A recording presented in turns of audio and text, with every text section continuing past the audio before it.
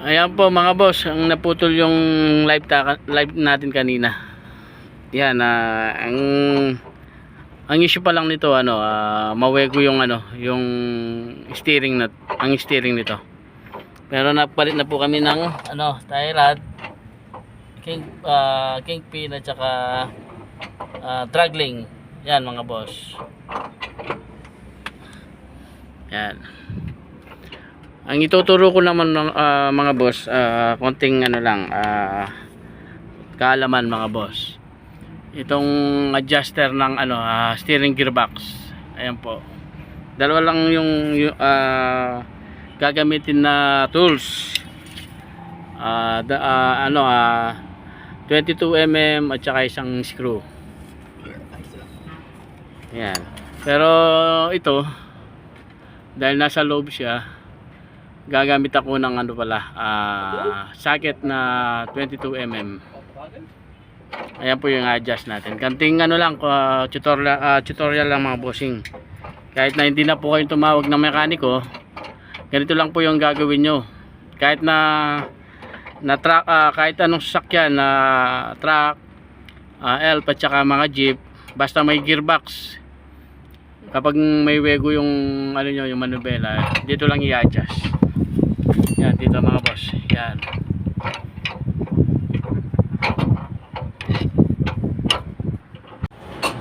Yan mga boss, galawin ko yung yung gearbox. Yan, kahit anong ikot nito, hindi sumasama yung dragling. Yan. Malaki yung nito, clearance. Kaya ang gagawin natin nito, mag-a-adjust lang tayo dun sa 12 mm at saka 22 mm at saka yung screwdriver sa ilalim. Nasa ilalim yan mga boss.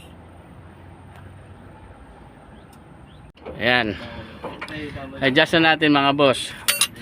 Na luog na itong itong 22 mm. I-adjust lang natin sa sa screw. Diyan lang mga boss, ikot lang. Sa ilalim ako alam mo na mo itang kay tayong gearbox. Duro mo na mo kung sumasama na yung ikot. Hindi, dito lang. Hawakan mo lang dyan. Yan, galaw-galawin mo lang. Yan, sumasama na po mga boss. Yan. Kulang pa? Bagya po. Konti na lang daw. Ayan. Yan, isa pa ko. Ay, bagya pa yan. Konti pa. Tagalog, konti pa. Yan. Okay. Yun. Wala nang Sige nga, isa pa. Okay, yun, sumasama na. Ganun lang po yung pag-adjust mga bossing.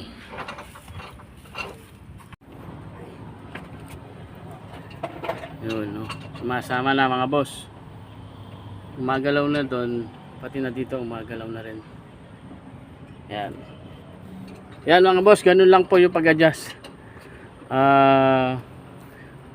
Para maano lang. Yan mga boss, tapos na po. Sana may naitulong po ako sa inyo mga boss.